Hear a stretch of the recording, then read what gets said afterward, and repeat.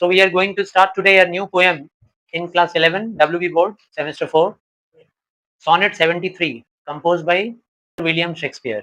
William Shakespeare के बारे में हम लोग थोड़ी सी बात करें कि in his lifetime he had composed about 154 sonnets in all. Sonnet writing का beginning हुआ कहाँ पे? Long before Shakespearean period. In about 13th century, sonnet writing का beginning हुआ. This word sonnet was a outcome of the word sonetto. Sonetto का मतलब होता है जो गा के सुनाया जाए, एक ऐसा पोएम जो गाना गा के सुनाया जाए. पुराने जमाने में क्या होता था ना, जैसे कोई लोक गीत होता था, सुनाया जाता था, लोग अपने लव एक्सप्रेशंस को, फीलिंग्स को गाना गा के सुनाते थे. तो दैट वाज कॉल्ड सोनेटो. काफी पॉपुलर हुआ. जिन्होंने इसको पॉपुलराइज किया सबसे पहले वो इटालियन थे, उनका नाम था पेट्रार्क. इसीलिए उनके सोनेट को बोलते हैं पेट्रार्कन सोनेट. पेट्रार्क एक पोएट थे जो सोनेट ही लिखते थे, लव सॉन्ग्स.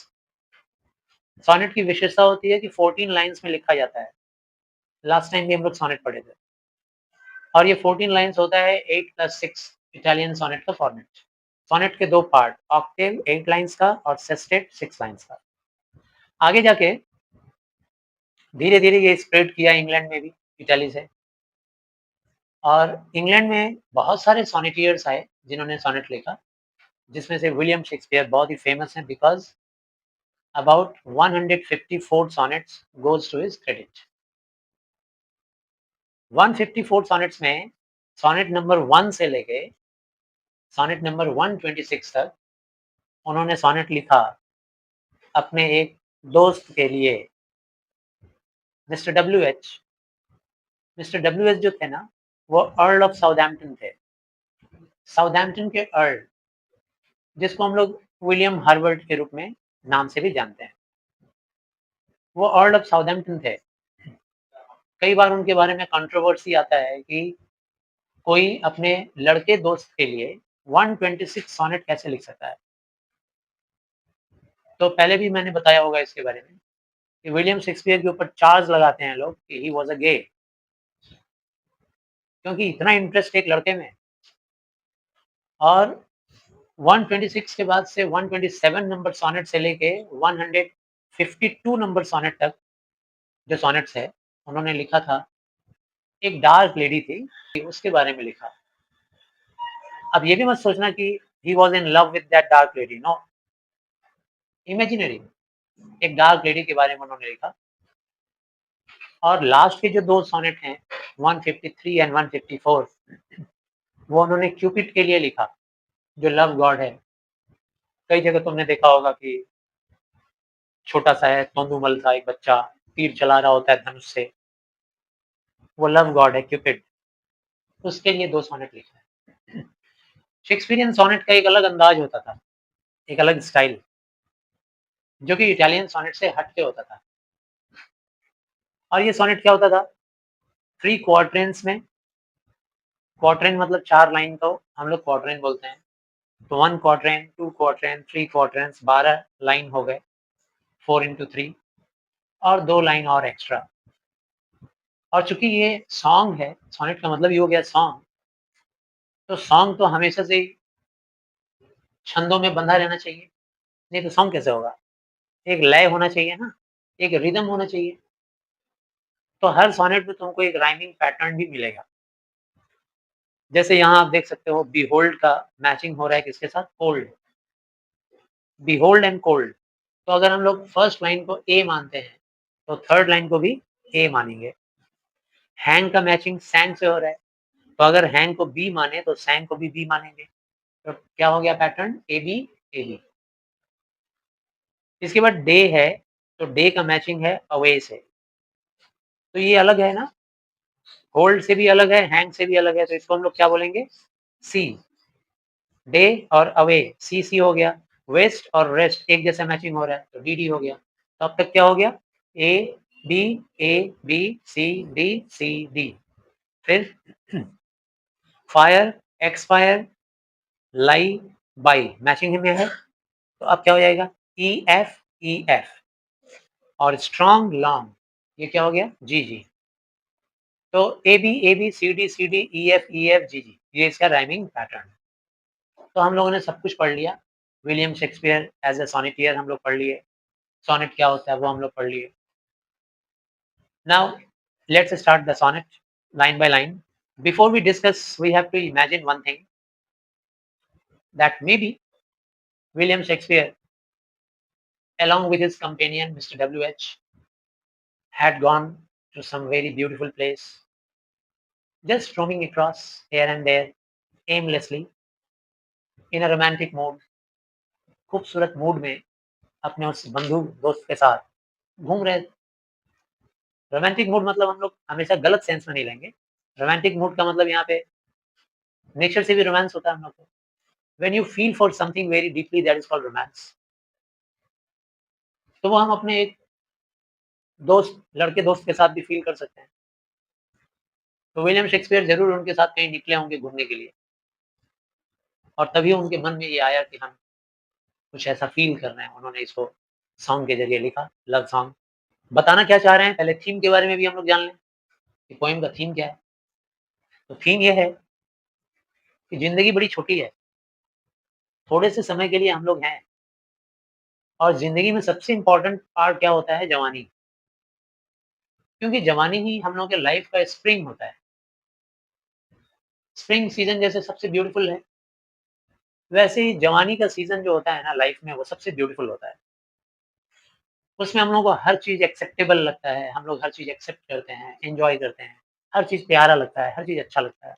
खाना अच्छा लगता है, कपड़ा अच्छा लगता है, अपने आप को सजाना, सँवारना अच्छा लगता है, बॉडी बिल्डिंग अच्छा लगता है, पैसे कमाना अच्छा लगता है, हर चीज़ अच्छा लगता है, नाम कमाना अच्छा लगता है, प्यार करना अच्छा लगता है। लेकिन जैसे ही उम्र ढलती है और ये जवानी चली जाती है, मतलब लाइफ चली गई। जैसे ही जवानी गई मतलब लाइफ गई। तो जिनके ज़िंदगी में जो फ़ील करते हैं कि भाई 60 की उम्र तक भी जवान है, समझो ज़िंदा है, अभी भी जी रहे हैं। 70 तक भी फ़ील करते हैं कि यस, उम्र तो एक काउंटिंग है, क्या लेना-देना है, 70 का हो गया, अगले साल 71। अमिताभ बच्चन को देखिए, सीखने की चीज़ है। नरेंद्र मोदी को देखिए, सीखने वाले लोग हैं, इन लोग से सीखना होगा। इन लोगों का सिर्फ उम्र बढ़ रहा है, जोश, जवानी सेम टू सेम है। कितनी एनर्जी है सोचो, काम करने की, सोचने की। तो ये लोग अभी बूढ़े नहीं हुए। लेकिन बायोलॉजिकली जो लोग सोचते हैं कि भाई मैं तो 60 का हो गया, बूढ़ा हो गया मैं तो समझो तुम मर गए। जवानी गई, लाइफ खत्म। यही सोच लो। पोएट ये समझाना चाह रहे हैं अपने दोस्त को, जा रही है मेरी जवानी, जल्दी से प्यार कर लो हमको। जितना प्यार कर सको हमको प्यार एक्सप्रेस करो, दिखाओ, हमको फ़ील करवाओ कि तुम हमको बहुत प्रेम करते हो। क्योंकि मैं जा रहा हूँ, धीरे-धीरे उम्र जा रही है, मरने की ओर जा रहा हूँ। एक दिन मेरी जवानी चली जाएगी, मैं भी चला जाऊँगा, दुनिया से मेरा नामो-निशान मिट जाएगा। उसके पहले प्यार कर लो, समय का यूज़ कर लो, इस खूबसूरत जवानी का इस्तेमाल कर लो। यही थीम है। The time of year thou mayst in me behold, that time of year। अपने दोस्त को कहते हैं कि तुम, वो जो साल का समय होता है ना, वो साल का समय, जैसे शीत ऋतु, लेट ऑटम के बाद तुरंत शीत ऋतु आता है। लेट ऑटम में पत्तियाँ झड़ने लगती हैं, सारे पेड़ गंजे-गंजे से हो जाते हैं, डालियाँ, ब्रांचेज़ सब बेजान से दिखते हैं, उजड़े-उजड़े से दिखते हैं। उस समय की बात हो रही है। That time of year thou mayst in me behold, behold का मतलब देखोगे, you will see, thou means you, may मतलब mayst का मतलब may, you may see तुम देख सकते हो, शायद पॉसिबिलिटी है, तुम देख सकते हो, इन मी मेरे अंदर, क्या देख सकते हो तुम बहुत जल्दी, वो सीजन, वो समय साल का, कौन सा समय, जब पेड़ों से सारी पत्तियां झड़ जाती हैं, जब शीत ऋतु आने वाला होता है, पेड़ बेजान बेजान से हो जाते हैं, मेटाफोरिकली इसका मीनिंग क्या हो रहा है? मीनिंग ये हो रहा है कि अब बहुत जल्दी तुम मेरे अंदर वो सीज़न देखोगे कि मैं बूढ़ा हो गया हूँ, मैं डल हो गया हूँ, I am no more beautiful. अब वो समय मेरा आने वाला है। एक जैसा तो हम लोग रहेंगे नहीं, गाल-वाल फूला रहेगा, मांस रहेगा, बॉडी-वॉडी अच्छी रहेगी। कब? सिर्फ़ जवानी में। उसके बाद पचकना शुरू हो जाओगे, चेहरे पे झुर्रियाँ पड़ेंगी, हाथ-पाँव कमज़ोर होंगे, बूढ़े हो जाओगे। व्हेन येलो लीव्स और नन और फ्यू डू हैंग, तुम बहुत जल्दी मेरे अंदर साल का वो मौसम देखोगे जब पेड़ों पे या तो येलो लीव्स होंगे, पीले-पीले पत्ते, और नन या फिर एक भी पत्ते नहीं होंगे, और फ्यू डू हैंग, और फ्यू होंगे भी तो कुछ एक पत्ते होंगे, लटक रहे होंगे उन पेड़ों से कुछ पत्ते, या तो पीले पत्ते होंगे या तो नहीं होंगे, या तो जो कुछ भी होंगे वो थोड़े से होंगे, लटक रहे होंगे। तात्पर्य मेरा बुढ़ापा। बहुत जल्दी मेरे अंदर मेरा बुढ़ापा देखोगे तुम। तो बुढ़ापे का कंपैरिजन यहाँ किससे किया गया है? लेट ऑटम सीज़न से, है ना? जब पेड़ों पे या तो पत्ते ही नहीं होते हैं, या तो बहुत थोड़े से होते हैं, या तो जो होते हैं वो पीले-पीले से होते हैं। तो मेरे अंदर भी तुम वही सीज़न देखोगे अब। Upon those boughs which shake against the cold, और उन पेड़ों की डालियों पे, बाउज मतलब डालियां, ब्रांचेस, अपॉन दोज बाउज, उन डालियों पर, विच शेक अगेंस्ट द कोल्ड, वो डालियां जो कोल्ड में शेक कर रही होती हैं, शेक मतलब हिल रही होती हैं ठंडी हवाओं में, क्योंकि लेट ऑटम के बाद क्या आ जाता है? शीत ऋतु। जब शीत ऋतु आ जाता है तो ठंडी ठंडी हवाएं बहती हैं। लेट ऑटम के तुरंत बाद ही शीत ऋतु होता है, कई बार तो पता ही नहीं चलता है लेट ऑटम कब गया और शीत ऋतु कब आया। ठंडी हवाएं बहने लगती हैं, लोगों की चमड़ियां रूखी सूखी बेजान सी हो जाती हैं। बेयर रूइंड कॉयर्स, उनके हालत कैसे होते हैं उन डालियों की? उन डालियों की हालत कुछ ऐसी होती है जैसे चर्च में कॉयर्स जो होता है ना, कॉयर्स चर्च का एक वो पार्ट होता है जहाँ पे चर्च के मेंबर्स हैं या फिर जो वहाँ पे प्रे करने के लिए जाते हैं, एक पर्टिकुलर प्लेस बना रहता है बैठने के लिए। लोग वहाँ खड़े हो जाते हैं, अपना-अपना बुकलेट लेकर के, या जिसको याद है अपनी मेमोरी से ही, और प्रेयर सॉन्ग गाते हैं। प्रेयर को गा रहे होते हैं, एक साथ कोरस में गा रहे होते हैं। तो उसको हम लोग बोलते हैं कॉयर्स। गाना को नहीं बोलते हैं, उस प्लेस को बोलते हैं, उस जगह को बोलते हैं। तो वो जगह में कितना भीड़-भाड़ रहता है ना, कितने लोग एक साथ मिल कर के कंपनी में गा रहे होते हैं। कॉयर्स में कितनी भीड़ होती है। लेकिन इमेजिन करो कि अगर वो रूइन्ड हो जाए, बेयर हो जाए, सूना पड़ जाए, खाली पड़ जाए, कैसा लगेगा? सन्नाटा। वही कॉयर एकदम सन्नाटा-सा लगेगा, कोई वहाँ दिखेगा नहीं। तो पेड़ों की डालियाँ भी वैसी ही दिख रही हैं। कल तक यहाँ पे बहुत सारे पत्ते थे, तो लग रहा था सब लोग प्रेयर गा रहा है एक साथ, प्रेम का गीत गा रहा है। अब एक भी पत्ता नहीं है, तो चर्च के कॉयर्स जैसा हो गया, एकदम सन्नाटा, सुनसान। बेयर, बेयर मतलब खाली, एम्प्टी। रूइन्ड, रूइन्ड मतलब क्या होता है? तबाह, बर्बाद।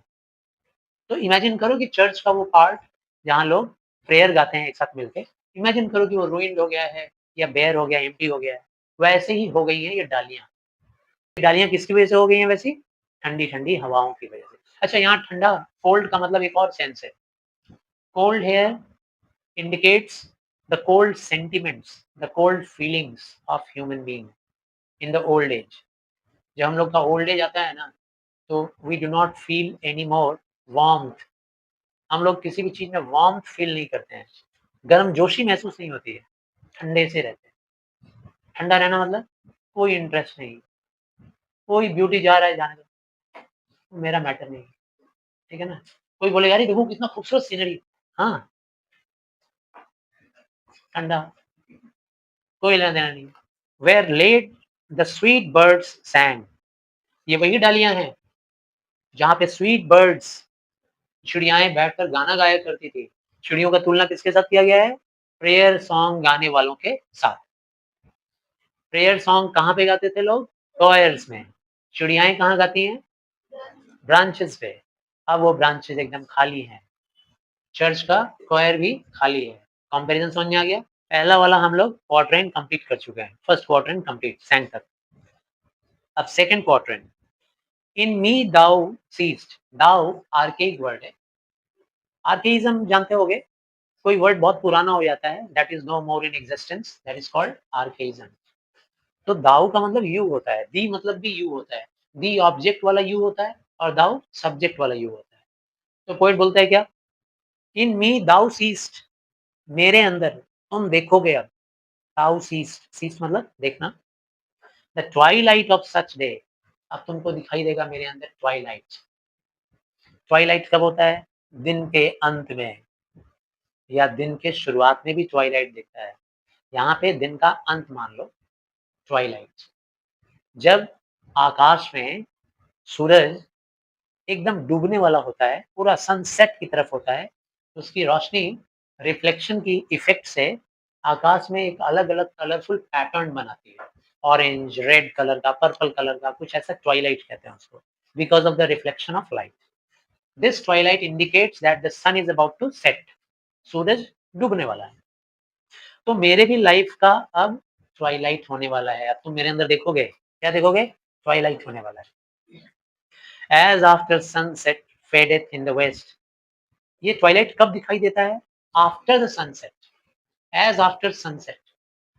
ट्वाइलाइट की बात हुई ना ऊपर, तो वो ट्वाइलाइट कब दिखता है? आफ्टर सनसेट, सूरज डूबने के बाद। फेडेथ इन द वेस्ट, सूरज फेडेड होते जाता है, धीरे धीरे धीरे धीरे खत्म होते जाता है, डूबते जाता है, इधर वेस्ट के साइड में। ऐसे ही मेरे लाइफ का भी जवानी का जो पल है, उसका डूबना शुरू हो गया है, मतलब वो डूबते जा रहा है। which by and by black night doth take away, और जैसे जैसे सूरज डूब रहा होता है, वैसे वैसे नाइट उसका पोजीशन लेते जाता है। the daylight is fading away followed by the darkness of the night, रात का अंधेरा धीरे धीरे धीरे हावी होते जा रहा है, रात का अंधेरा बढ़ते जा रहा है, सूरज डूबते जा रहा है।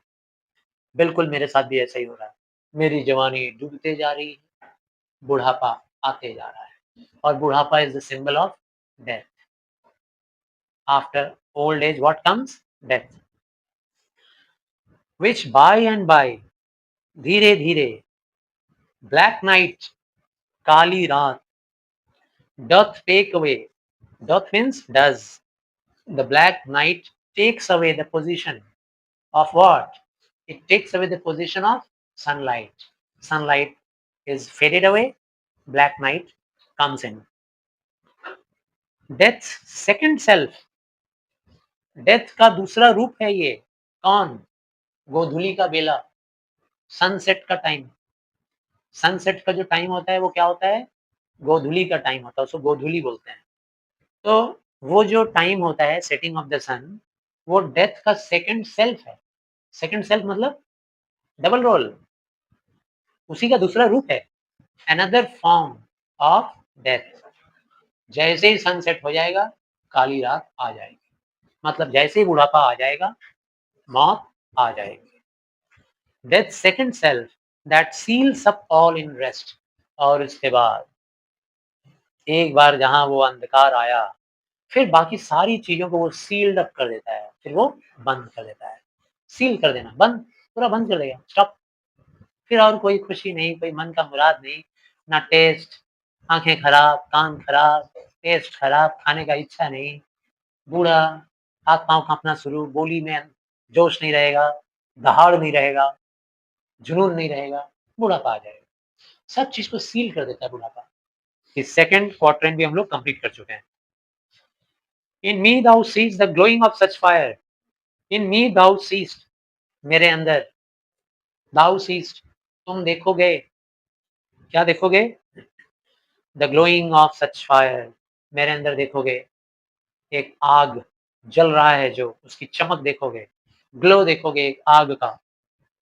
That on the ashes of his youth doth lie, वो आग जो तुम मेरे अंदर देख रहे हो, वो आग किसके ऊपर जल रहा है? On the ashes of his youth, वो आग अपने जवानी पे ही लगा हुआ है, जवानी के टाइम पे ही आग लगा हुआ है। डथ लाई कर लो, जैसे एक मैचेस है ना, मैचेस की तिल्ली, किससे बनी रहती है? लकड़ी की। जब हम लोग उसको इग्निट करते हैं, जलाते हैं, तो आग का जो फ्लेम पकड़ता है, तो वो किसके ऊपर वो आग जिंदा है? लकड़ी के ऊपर ही, माचिस की तिल्ली के ऊपर ही जिंदा है। तो माचिस की तिल्ली ही तो उस आग का लाइफ है। आग का लाइफ कौन है? वो माचिस की छोटी सी तिल्ली। आग जल रहा है on the basis of what? On the basis of that match stick. धीरे धीरे वो मैच स्टिक खत्म होते जाता है, जवानी खत्म होती जा रही है, आग भी खत्म होती जाएगी। इतना सुंदर कंपैरिजन। इन मी दाउ सीस्ट, तुम मेरे अंदर देख सकते हो मेरे अंदर का वो चमक, मेरे अंदर की वो आग। लेकिन वो आग किस बुनियाद पे है? On the ashes of my youth. मेरे जवानी पे ही तो वो आग है। मतलब जब तक जवान हूं तब तक वो गर्म जोशी है, तब तक जुनून है। वही जुनून तुम देख पा रहे हो। As the deathbed whereon it must expire. लेकिन ये आग, डेथ बेड जब आएगा, डेथ बेड, मौत का समय जब आएगा, इट मस्ट एक्सपायर, ये आग एक्सपायर हो जाएगा।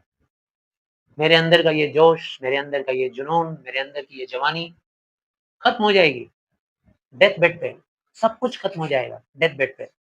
मौत आने पर सब खत्म। It must expire. What expire? My youth will expire. Here youth has been compared to what? To the fire. समझ रहे हो कंपैरिजन? बहुत इजी कंपैरिजन है। जवानी की तुलना फायर से। जवानी खत्म हो जाएगी कब? डेथ बेड आएगा तब। मेरा फायर भी, वही जवानी जो है, खत्म हो जाएगा डेथ बेड पर। Consumed with that with which it was nourished by. थोड़ी देर पहले मैंने आपको वो लाइन बताया, वही लाइन फिर से रिपीट है। Consumed with that. कंज्यूम करना मतलब हमारी जवानी का जो फ्लेम है, वो क्या चीज कंज्यूम कर रहा है? मेरी जवानी को ही कंज्यूम कर रहा है, तभी तो फ्लेम जिंदा है। मेरी जवानी is equal to matchstick, और मेरा फ्लेम इज इक्वल टू मेरा जोश, मेरी जुनून, मेरी इच्छाएं, मेरे अंदर का ग्रेट फीलिंग्स, वो सब मेरा फ्लेम है। The flame is based on match stick. और मेरे अंदर का जो इंथ्यूजियाज्म है, मेरे अंदर का जो जोश है, जुनून है, वो डिपेंड कर रहा है किस पे? मेरे जवानी पे। तो जवानी को कंज्यूम कर करके ही तो वो फ्लेम जिंदा है, which it was nourished by. इसी जवानी से उस फ्लेम को लाइफ मिल रहा था। और जब ये जवानी ही नहीं रहेगा तो वो flame consumed with that which it was nourished by. Which it was nourished by, जिस चीज से इसका नरिशमेंट हुआ था, उसी चीज को ये कंज्यूम करके खत्म कर देता है। क्या? मैंने थोड़ी देर पहले एग्जांपल लिया था आपको मैच स्टिक का। मैच के स्टिक से ही इसका नरिशमेंट होता है। किसका? फ्लेम का। फ्लेम को नरिश कौन कर रहा है? वो स्टिक। जितना लंबा स्टिक, उतना लंबा देर तक जलेगा फ्लेम। तो जिस चीज से नरिशमेंट मिल रहा है उस फ्लेम को, उसी चीज को वो फ्लेम खत्म करते जा रहा है, कंज्यूम करते जा रहा है ना? ये तो बात वो हो गई कि भाई जो आंचल दीपक को बुझने से बचाता है, दीपक उसी को जला देता है। तो ये जो हमारे जोश हैं, हमारे जुनून है, हमारे अंदर का जो इनफ्यू है, विल पावर है, एनर्जी है, ये सब चीज किसको कंज्यूम कर रहा है? मेरे जवानी के दिनों को कंज्यूम करते जा रहा है। और जवानी के दिन हमारे खत्म होते जा रहे हैं। वही जवानी के दिन जिसकी वजह से जोशो जुनून है, यही जोशो जुनून उस जवानी के दिन को खाते जा रहा है, खाते। This thou परसीवेस्ट।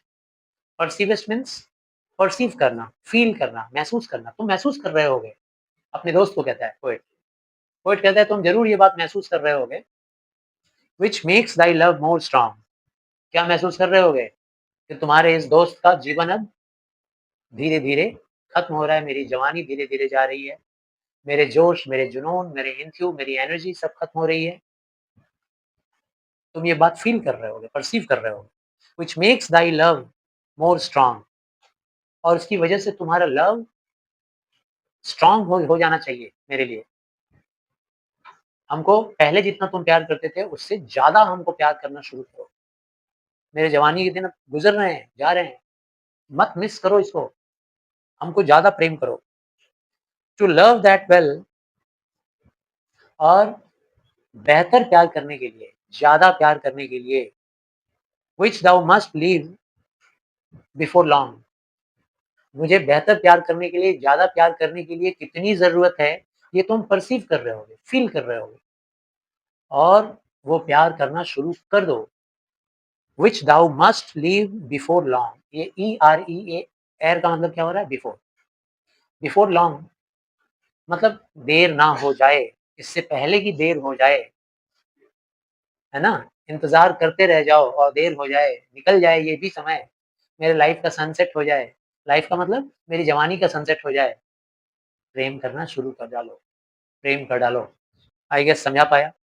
कई बार इसे पढ़िएगा।